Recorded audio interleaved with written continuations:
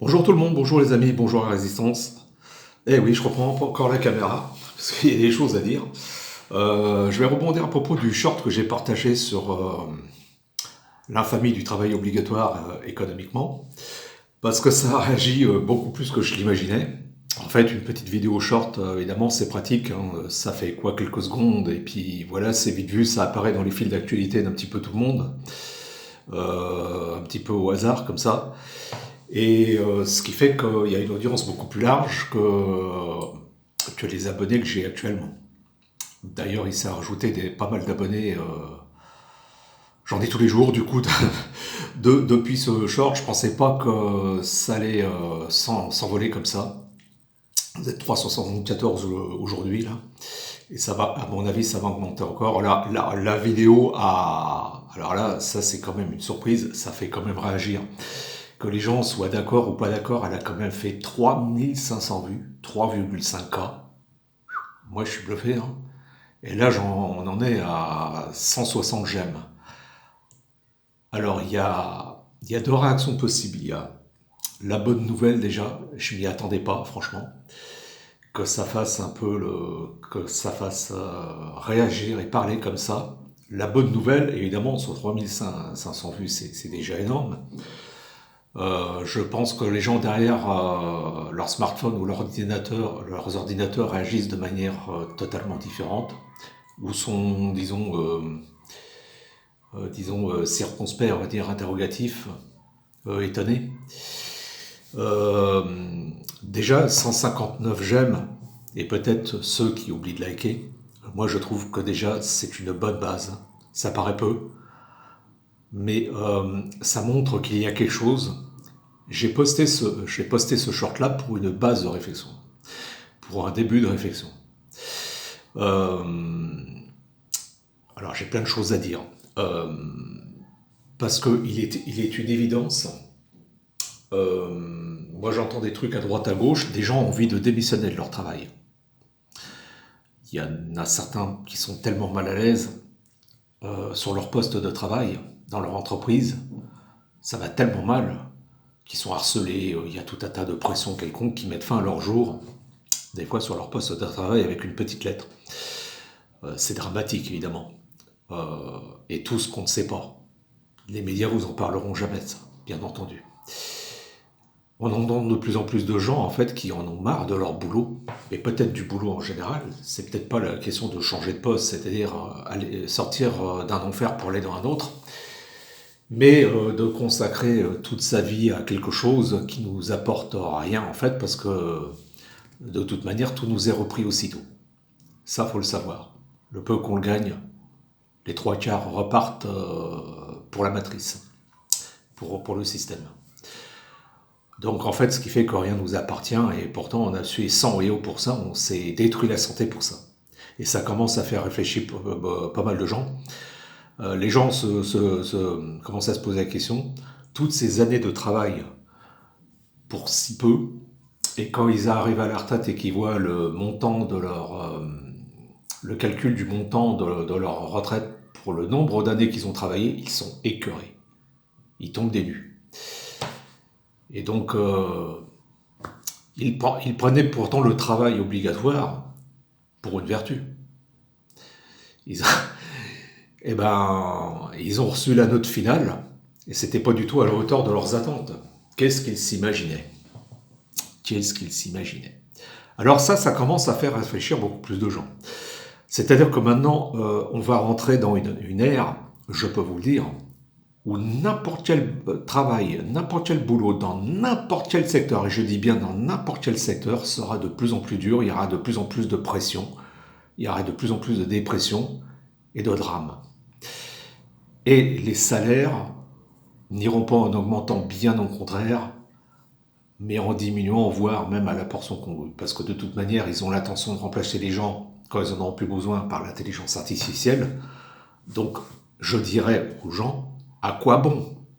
À quoi bon mener toute une vie de sacrifice des 30 et des 40 ans pour finir par être remplacé par une intelligence artificielle, pour être traité comme de la merde et pour être payé avec des élastiques? À quoi bon? Hein? moi, le travail, tout ce que ça m'a apporté, c'est une invalidité. Depuis, euh, comment dire, depuis maintenant 16 ans. Et en invalidité, on touche des cacahuètes. Pas assez pour vivre, je peux vous le dire. Il y a dans le résultat de, comment dire, de la publication de la vidéo aussi, hein, quelque chose de moins joyeux, de plus négatif. C'est-à-dire que la plupart des gens, en fait, sont amoureux de leur servitude, qui, eux, ne prennent pas ça pour un esclavage. Ils ne voient pas l'esclavage, parce que pour eux, l'esclavage a été aboli. Mais c'est une servitude volontaire à un système. Et qu'il y en a qui viennent pas me dire « Ouais, mais mon patron, il est gentil, vous comprenez, je travaille dans une entreprise, c'est familial, j'ai pas l'impression de travailler. » Mais si c'est pas ton patron directement qui te met la pression et qui n'est pas méchant avec toi, dis-toi bien que l'argent, le peu d'argent que tu as gagné, que ton patron, ton gentil patron t'a donné, on va l'appeler comme ça, il va au système. Les trois quarts de ton pognon, tu ne touches pas 100% du résultat de ta sueur. Donc là encore, à quoi bon? Tout part en taxes, en impôts, en amendes, en redressement de toutes parts. Je peux vous dire qu'en plus de ça, les patrons qu'on peut appeler papa, ça c'est un peu l'ancien temps, hein, c'est la vieille école, hein, c'est un peu fini. Hein. Maintenant, la plupart des patrons, surtout quand ça se passe très mal, vous pouvez continuer de les appeler maîtres, comme à l'ancien temps, comme au temps de la traite des esclaves. J'allais dire un mot, mais je fais gaffe à ce que je dis. La plupart, vous pouvez les appeler maîtres. Ce sont des esclavagistes. Quelle considération ils ont pour vous, ces gens-là, en fin de compte? Sauf, mis à part, le faible pourcentage de patrons papa. Les autres, moi, j'ai travaillé dans une entreprise, je vais vous dire, j'ai travaillé 2 ans dans des déchetteries. C'est-à-dire pour le service de l'environnement, le secteur de l'environnement. J'ai été 2 ans sous contrat. En 2 ans, j'ai pas vu une seule fois le mec qui m'embauchait. Pas une seule fois. En 2 ans. Ça veut dire que le mec, il en a rien à foutre de ma gueule. Il ne me connaît pas, je le connais pas. Et c'était pourtant pour lui que je travaillais. Et je peux vous dire que je touchais vraiment des cacahuètes à l'époque, parce que de toute façon, en plus, j'étais employé à mi-temps et je touchais 500 € par mois. Donc, moi, j'ai fait ce boulot-là pour faire revoir mes droits à l'assurance chômage. À l'époque, c'était entre 2002 et 2004. Voilà. Donc, je raconte un peu ma vie personnelle, mais c'est pour vous donner un exemple que ceux qui vous emploient, eux, c'est de ramasser du cash et de ramasser, en fait, de la plus-value sur vos heures de travail et sur votre labeur. Donc, il y a déjà la partie que le patron, lui, ils sont toujours en train de se plaindre, ils payent trop de charges et tout ça, les pauvres petits malheureux. Mais par contre, ils payent trop de charges, mais c'est marrant, ils cherchent toujours, ils se plaignent toujours quand ils n'arrivent pas à embaucher. Ah, c'est rigolo ça, hein, là, mais monsieur les petits patrons. Il y a trop de charges en France, mais par contre, j'arrive pas à recruter et tout, les gens veulent pas travailler. Ah oui, pour cause. La façon qu'ils sont traités, 1, par l'entreprise, 2, par le système et la matrice, c'est sûr que tu vas pas y aller en courant et en sifflant au boulot. Ça, c'est une certitude. Vraiment, vous êtes gonflés, les gars. Hein? Enfin, de toute façon, je parle au patron, de toute façon, vous ne doutez vraiment de rien. Je parle plus pour les gros patrons. Et des fois, dans les petites entreprises, je peux vous dire qu'il y a des tyrans. Hein, quand des gars font des harcèlements sur les nanas, d'autres sont racistes avec certains de leurs employés originaires de l'immigration. Je ne vais pas faire le procès du patronat, mais ceux qui pleurent, on pourrait dire beaucoup sur vous. Et après, vous dites que les gens ne veulent pas travailler pour vous. Mais quelle considération vous avez pour les gens qui vous donnent 8 heures de boulot tous les jours, 5 jours par semaine. Si par exemple ils vous demandent une augmentation parce qu'ils ont travaillé plus, vous les envoyez chier, non? Bon, voilà. Hein? Donc, ça, à la limite, ils font leur boulot de patron, je dirais. Ils font leur rôle de patron. Moi, je dirais plutôt de maître. On est dans un champ de coton, dans une bananerie, quel que soit le boulot que vous faites. Que ça soit dans l'administratif, dans l'environnement, dans le bâtiment, dans l'agroalimentaire, dans la restauration, vous pouvez les appeler maîtres. il y a deux catégories que vous pouvez appeler maître. Déjà, celui qui vous emploie et celui qui ramasse votre pognon par derrière. Les premiers sont en cheville avec les seconds. C'est un accord de bon procédé et tout ça sur votre dos avec votre sueur, bien entendu. Donc, pour en revenir à cette vidéo, c'est bon, là j'ai oublié personne, ça. Pour en revenir à cette vidéo, ce petit short sur la nana, alors ça date des années 60, ça se trouve cette pauvre femme, depuis le temps, elle est décédée, parce que, je sais pas, elle va dans les 20-30 ans à l'époque, moi je dis que c'est dans les années 60, où elle dit, bah voilà, il y a vraiment autre chose à foutre de sa vie, que de donner sa vitalité, son énergie et son temps à quelqu'un qui n'en a rien à foutre de vous. Donc, moi je dirais que sur cette vidéo, et je m'y attendais, pour revenir aux couches de la garde prétorienne du système, je dirais que la sixième couche, c'est-à-dire la garde civile volontaire du servage volontaire, n'a pas tardé à monter au créneau. Vous pouvez aller voir la vidéo dans la section commentaires, mais moi je ne les loupe pas. Que ceux qui... Ça m'était adressé à moi aussi, mais à vous qui partagez mon point de vue. Il ne serait pas étonnant qu'il s'est glissé quelques trolls et quelques petits patrons là-dedans. À mon avis, ils sont envoyés, ce sont des agents. Hein, vous êtes débusqués de façon qu'on va voir sur votre chaîne, il y a que dalle comme vidéo, la chaîne est vide. Donc vous êtes là pour mater. Mais je vous emmerde. Et de toute façon, ça continuera. Donc je dirais que cette... comment dire, cette garde du servage, de la servitude volontaire et de l'esclavage n'a pas tardé à monter un créneau et à nous traiter, nous, on va dire, les gens de progrès et d'évolution, de fainéants. Il y en a qui a mis un commentaire, disons, qui était pas mal, qui était assez judicieux, et qui disait le mot feignant, c'est-à-dire fainéant, fait rien. Si on se réfère à ce que disait la fille dans la vidéo, donc quelqu'un qui ne travaille pas pour l'Empire, qui ne travaille pas pour Babylone, ne fait pas rien. Ça n'existe pas les gens qui font rien. Ça n'existe pas quelqu'un qui va rester toute sa vie au lit toute la journée ou dans un fauteuil à regarder le plafond. Et les bras croisés en attendant la mort. Ça n'existe pas, ça n'existera jamais.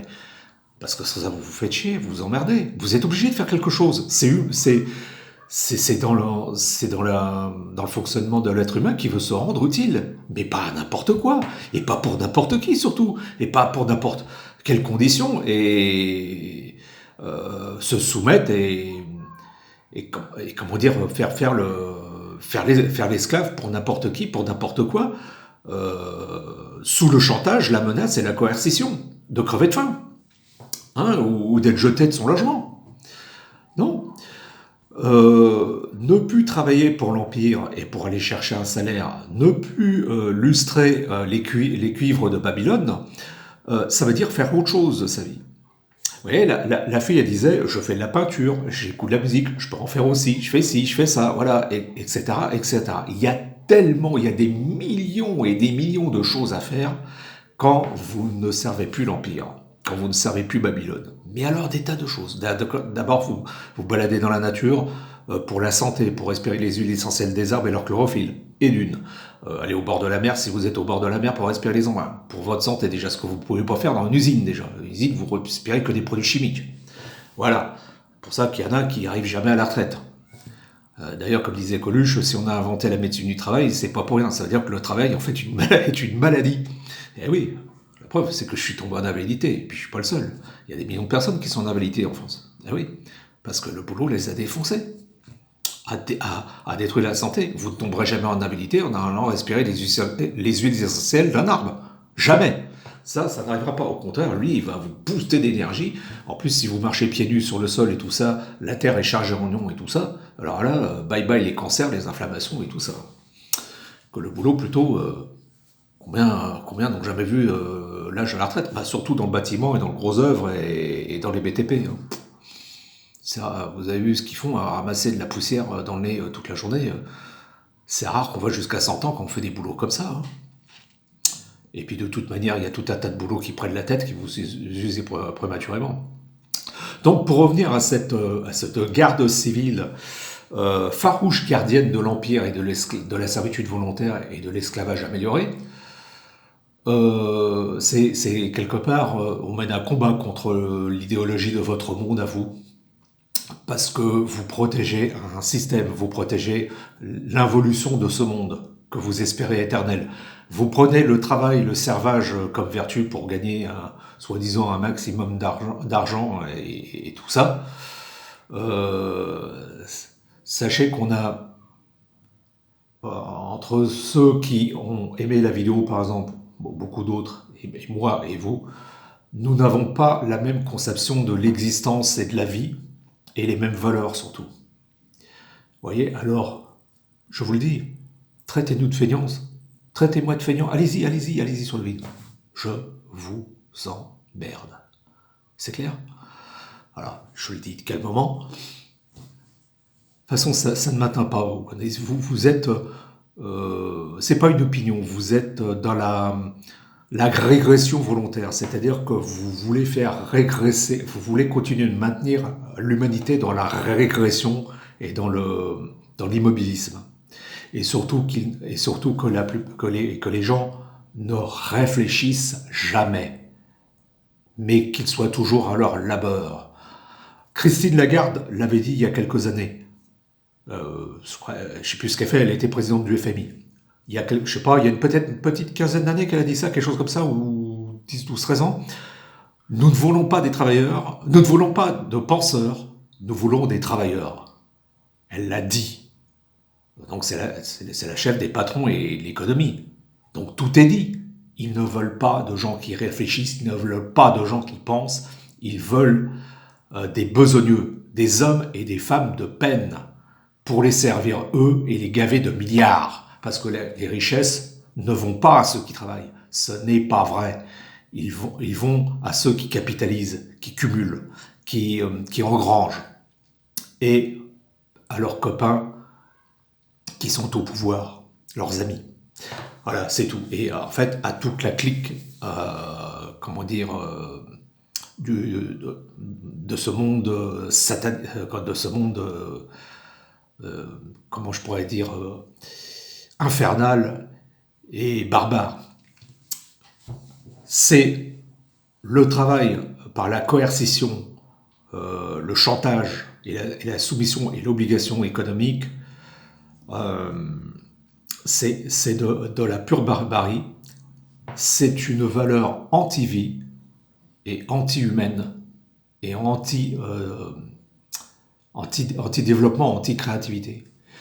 Quand vous faites un boulot répétitif dans le bâtiment ou n'importe quoi d'autre, vous ne créez rien.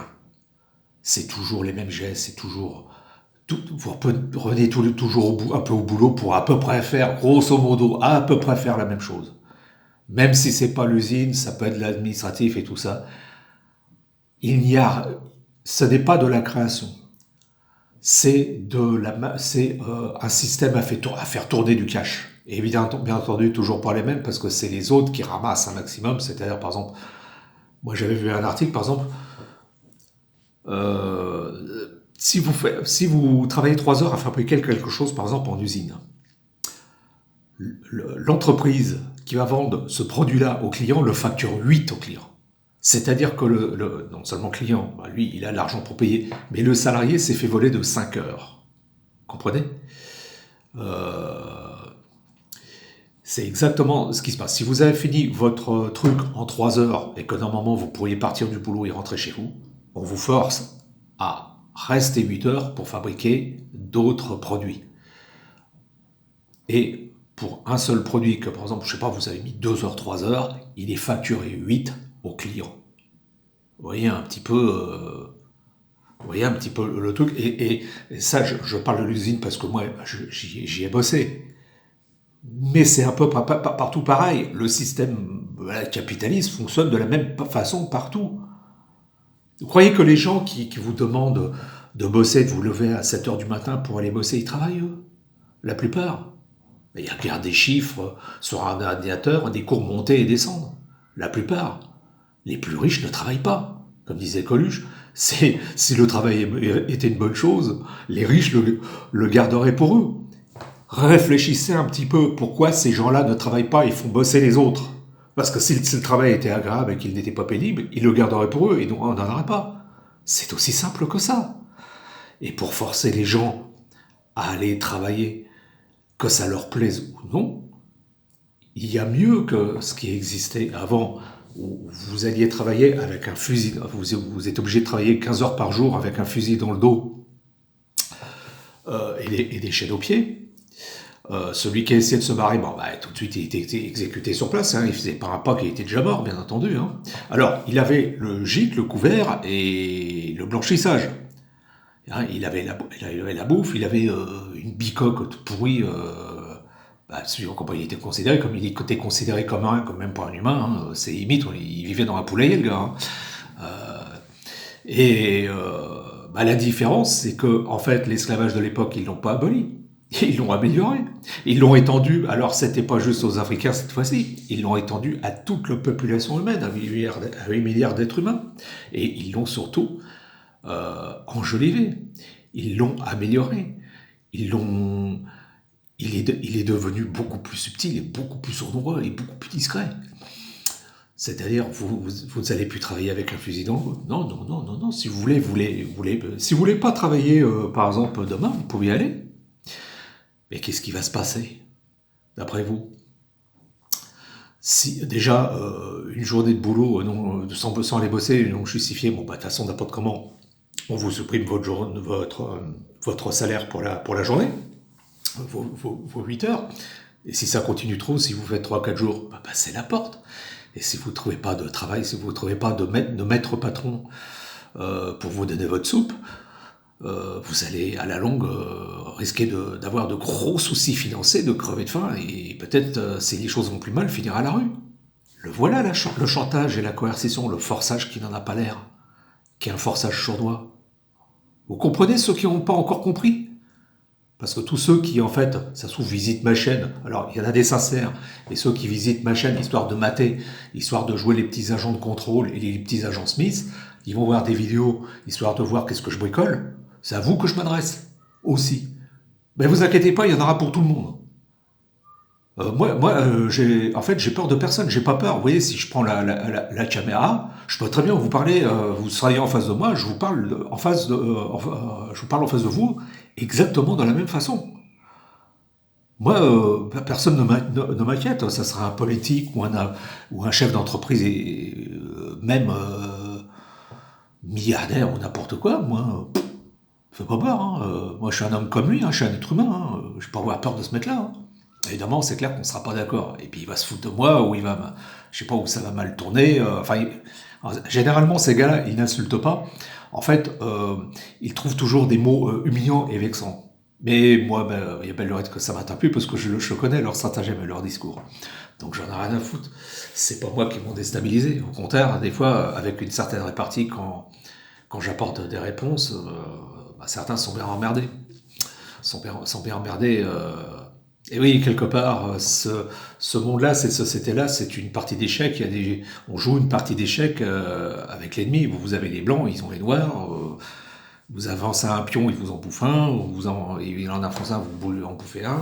Pour l'instant, le monde de l'argent, le monde de la finance, le monde de l'argent, le monde économique, le monde politique et tous les psychopathes qui dirigent ce monde ont la main sur ce monde. Et grandement, moi je dirais à 95%. Donc ceux qui veulent à notre monde, pour l'instant, sont dans la minorité. Après, il y a 3500 vues sur la vidéo, on est quasiment à 169 j'aime. Mais si ça se trouve, il y a 2, 3, 4 ans, c'est peut-être même pas 160 j'aime qu'il y aurait eu. C'est peut-être 20, 10. Voilà, ouais, petit à petit, l'oiseau fait son nid, petit à petit, on devient moins petit, et l'idée avance. Et l'idée va continuer à avancer, au vu de ce qui se prépare avec l'agenda des élites. Parce que vous n'aurez plus rien. Ils vont tout prendre. Ça, je peux vous le garantir, ça fait partie du plan. S'ils peuvent nous piquer nos slips et qu'on se retrouve avec une feuille de vigne comme Cachex, ils se gêneront pas, hein, comme Adam, comme le premier homme. Oui, il y a un programme. Ils veulent mettre fin à la propriété privée. Ah, vous croyez que, par exemple, en travaillant, dire ma maison, ma voiture, mon frigo, mon portable, mon ordinateur, oh là là, qu'est-ce que j'ai sué pour l'avoir. Il est à moi maintenant, je l'ai bien mérité. Il est à moi, il est à personne d'autre. Eh ben non, il n'est pas à vous. Rien n'est à vous parce que le jour où vous avez des dettes et que l'huissier doit passer par là, il prendra tout. Et si jamais les choses tournent très mal, il vous faut comprendre que maintenant c'est à l'État, c'est à eux pour soi-disant se rembourser. Et non, il y a quelqu'un qui chantait en 66 la société anonyme. Alors, rien n'est à toi, tu n'as possèdes pas un seul centime, tout appartient à la société anonyme. Et ben c'est dans le monde dans lequel nous vivons. Vous ne possédez, nous ne possédons rien. Même si ça fait, si les gens ont bossé pendant 20 ans, 30 ans, 40 ans, leur bagnole, leur maison, s'ils veulent par une décision politique, en un claquement de doigts, je peux vous assurer qu'ils vont tout reprendre. Et vous aurez consacré 20, 30 ans de votre vie pour servir ces gens-là, pour qu'ils vous reprennent tout ce que vous avez durement gagné à la sueur de votre front et que vous pensez que c'était définitivement à vous. Ils ont un plan. Ils veulent mettre fin à la propriété privée de chaque particulier. Le saviez-vous? Et oui, c'est une loi qui est en train d'être discutée. Voilà, voilà, voilà, voilà. Alors, le travail, à quoi bon? Et continuez, messieurs, de la garde civile, du système, continuez, garde prétorienne du modèle babylonien, continuez à défendre ces systèmes-là. Un jour, ils s'occuperont de vous parce qu'ils n'auront plus besoin de vous pour faire leur saloperie et leur sale boulot. Vous comprenez ça? Ils s'occuperont de vous. Ils vont déjà commencer par nous, par les plus faibles. Et puis après, ils vont s'occuper de votre jolie épargne, votre belle bagnole et votre maison. Alors, je ne dis pas parraine, mais c'est une prévision, c'est déjà dans le plan. C'est pas une bonne nouvelle pour vous. Alors, au lieu de nous traiter de feignants, orientez votre regard ailleurs, de celui qui vous prépare un sale coup et qui est en train de tendre le piège à rat pour vous, mais un peu plus tard. Mais de toute manière, tôt ou tard, tout le monde y passera. À partir du moment où vous n'êtes pas milliardaire et que vous n'êtes pas dans les bunkers de l'élite, vous ne faites pas partie du game. Pour l'instant, je parle à ceux qui protègent le système, ils ont juste besoin de vous pour garantir qu'en fait, il n'y ait pas un éveil de masse et que le troupeau est bien gardé. Vous servez de chien de berger, vous servez de porteur collet pour la masse. Et vous n'avez pas encore compris ça. Alors continuez à nous traiter de feignants, de tous les noms. Comme quoi, le travail est une valeur. Vous allez voir quand ça va vous tomber sur la gueule. Et à votre tour, on va tout vous prendre. Là, ça va faire mal. Ça va faire beaucoup plus mal. Parce que ceux qui n'ont rien, nous, on est habitués, on va pas tomber de paix en haut, en fait. On va pas tomber de si haut que ça. On va tomber que d'une ou deux marches. Et vous allez tomber d'un building. Ouais. Et à moins que vous léchiez suffisamment à cette botte pour aller rejoindre les rangs de l'élite mondiale, mais vous verrez qu'eux, ils auront de moins en moins besoin de monde, parce qu'ils ont peur des traîtres. Et les traîtres, vous savez ce qu'ils leur font quand ils les découvrent? Ceux qui ne marchent pas dans leur pas, eh ben, ils leur réservent une fin rapide et brutale. Voilà, tout simplement. Bon, voilà, j'ai fait, il y avait déjà 28 minutes, j'ai fait une petite mise au point. Alors, pour ceux qui ont envie de réfléchir et qui trouvent que... Alors, c'est pas mon idée. Je vais vous donner aussi une chose. Il y a déjà un projet dans ce sens, qui est parti d'une petite commune du centre de la France, qui s'appelle le projet Salaris. C'est-à-dire, en fait, le projet Salaris, c'est-à-dire une société qui fonctionne plus avec la monnaie, donc avec l'argent, et qui a pour projet, en fait, par région, par secteur, par commune et tout ça, de faire un annuaire en mutualisant un annuaire des personnes, un annuaire de compétences, ce qu'on appelle, en mutualisant les biens, les personnes et les services, pour les mettre à la disposition de tous. Évidemment, il n'est plus question d'argent. C'est une société de services et de partage, et une vraie communauté humaine basée sur l'amitié et la confiance. C'est ça le projet Solaris. Donc déjà, il y a déjà des gens qui veulent lancer ça. Malheureusement, il y en a qui n'y croient pas assez et il n'y a pas assez d'adhérents sur ce projet-là. Mais je vais vous mettre une petite vidéo, je vais mettre la lien de la vidéo qui est sur ma chaîne, je vais essayer de le retrouver et je vais vous le mettre en description, hein, d'accord? Comme ça, vous allez voir, le créateur de Solaris s'appelle Frédéric Vidal. Ah bon mec, je vous partage la vidéo, comme ça vous allez voir de quoi je parle. Donc on est beaucoup on est quelques-uns déjà à militer comme ça dans l'ombre, mais évidemment on est étouffé par la garde et par le système, hein, évidemment. On va pas passer dans les médias, on va pas nous faire de la pub, ça, c'est pas un système esclavagiste qu'ils veulent éternel. Ils font bien gaffe que, en fait, la dissidence soit muselée, hein, bien entendu. Hein. Donc je vais vous mettre le lien de la vidéo de Solaris en description. Puis vous allez jeter un petit coup d'œil, puis vous allez voir si ça vous parle. Je parle dans ceux qui ont en fait envie de réfléchir et j'irais de progresser, d'évoluer, en fait, qui ont envie de s'élever dans la conscience et l'intelligence. Je suis sûr qu'il y en a. En discutant avec les gens, il y en a, c'est bon, ils en ont marre. Ils sont prêts à basculer vraiment dans un monde, j'irais dans un monde d'amour. Parce que le travail forcé, le forçage, l'esclavage et l'argent, me dites pas que c'est compatible avec l'amour. C'est antagoniste de l'amour. Je parle du véritable amour. Les gens rentrent en concurrence, en rivalité, en guerre les uns les autres. D'ailleurs, c'est fait pour ça. Ils sont dans l'égoïsme, le carriérisme, et puis après, quand ils consomment dans l'hédonisme, hein, celui qui aura plus que les autres, il y a ce monde-là, l'amour est 100% inexistant de ce monde-là. C'est pas parce que vous aimez vos parents, votre femme, votre mari, votre chien et tout ça. Ça c'est encore c'est un succès d'années d'amour. Le véritable amour, il n'est pas là, il est dans d'autres dimensions. Je fais parce que il faut être un peu spirituel aussi. Il faut avoir de l'esprit aussi pour imaginer autre chose déjà dans ce monde ridicule, régressif et infernal. Il faut quelque part des petits porteurs de lumière qui osent mettre leur idéal d'humanité en avant. On ne peut pas laisser les autres nous rouler sur la gueule comme ça pendant des centaines d'années, des milliers d'années et plus, comme ça a duré jusqu'à maintenant, comme ça n'a que trop duré. On est là, je pense, quand on s'incarne pour faire quelque chose de bien, de créatif, de lumineux, de joyeux. Et la loi naturelle ne nous laisse pas nous incarner pour faire un monde basé sur la destruction et l'infamie et le désespoir. La loi naturelle exige de nous que nous soyons des êtres aimants, partageurs, créatifs, humains, tout simplement, quoi. Avec nos frères et nos sœurs d'âme, nos frères et nos sœurs célestes. Tout simplement, voilà. Donc, les haters, continuent à hater.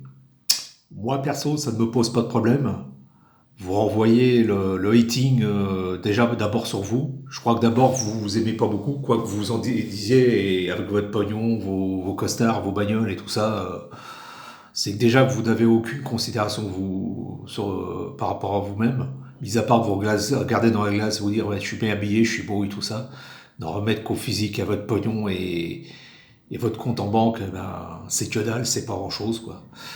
Non, ce sont pas des valeurs humaines, ça. Ce ne sont pas des valeurs naturelles qui correspondent à la loi naturelle du tout. Ce sont des valeurs inversées, sachez-le. Mais par contre, celui qui se rapproche de la nature, du vrai, des gens, de l'amour, de l'échange et tout ça, oui, celui-là ou celle-là est dans le vrai et pour un instant, quand il se rapproche de la nature, il cesse d'être un homme ou une femme de paille. Sera apporté à la fraude du non légal. J'ai une vidéo un petit peu plus bas, hein, quand vous allez dans l'onglet vidéo, regardez voir ce que c'est que la fraude du non légal. Moi, j'en parlerai pas aussi bien que certains en parlent. Voilà, bon, là-dessus, j'ai fait une mise au point et vaille que vaille. Voilà. Moi, ça fait déjà maintenant, je dirais, depuis 2017, hein, quand je pense, ça va faire 7 ans, hein, que je pense à Mont-Saint-Jean. J'avais déjà fait 2 vidéos là-dessus, une que j'avais repartagée il y a 1 an, je crois, et l'autre que j'ai laissé un peu plus bas. Mais déjà, je vous partageais En description, si vous voyez la vidéo, allez en description, je vais vous partager la vidéo de Frédéric sur le projet Solaris. Vous allez voir, ça tient la route, et je peux vous dire que les feignants, ça n'existe que dans l'imaginaire des régressifs, c'est tout. Les feignants, ça n'existe pas, et ça n'a jamais existé, ça n'existera jamais. On fait tous quelque chose. Vous voyez, moi je fais un peu de peinture, ouais, j'ai exposé il y a pas longtemps, je parle avec les gens, je vais dans la nature, je contemple la nature. Il y a, il y a- il y a des tas de choses à faire pour celui qui est dans une maison. Il peut faire son jardin, il s'occupe de son jardin. Vous faites jamais rien. Par exemple, quand vous nettoyez chez vous, voilà, il y a toujours quelque chose à faire quelque part que vous n'avez pas le temps de faire quand vous êtes au boulot. Il y a toujours quelque chose à faire. Donc le mot feignant, pour les autres, regardez déjà dans le dictionnaire qu'est-ce que ça veut dire. Hein, pas sur Wikipédia, mais bon, comme l'a dit un gars dans les commentaires, je répète, fainéant, fait rien. Donc, faire rien, c'est rare hein, quand même. Vous n'allez pas faire rien longtemps parce que vous allez vous emmerder. Hein. C'est une évidence. On n'est pas fait pour faire rien. On est fait pour faire quelque chose, mais des choses intelligentes et constructives et créatives. Voilà, bon, je vous laisse la résistance, et puis les autres, ben, ouais, enfin, ceux qui ont pour envie de voler, bah, soit vous changez votre fusil d'épaule et de cap, ou soit vous restez comme ça. Moi, ça me dérange pas. Hein. Vous pouvez continuer à nous insulter, à vous moquer de nous. C'est vous que vous punissez en fait compte. Vous croyez nous emmerder et nous dégrader, c'est vous que vous punissez. C'est à vous que vous faites du mal en premier. Sachez-le. Voilà, c'est tout. Quand je dis à ceux-là, je vous emmerde, c'est-à-dire à partir du moment où tu essayes de m'humilier, de me dégrader, bah, je te réponds avec mes mots. Et encore, je reste correct. Tu veux que je te dise je t'embête, je t'ennuie, bah voilà, ouais, je peux te le dire. Ou j'en ai rien à foutre de ce que tu dis. C'est exactement ça. Toi, l'involutif, le régressif, le statique, j'en ai rien à foutre de ce que tu penses et ce que tu dis. Ça ne concerne que toi, c'est ton problème, c'est pas le mien. D'accord? Allez, la résistance et tout le monde, ciao, des bisous d'un homme qui veut du bien le plus possible à l'humanité. Un autre horizon pour un monde, pour un nouveau monde divin et juste, et de progrès et d'amour. Allez, ciao, bisous.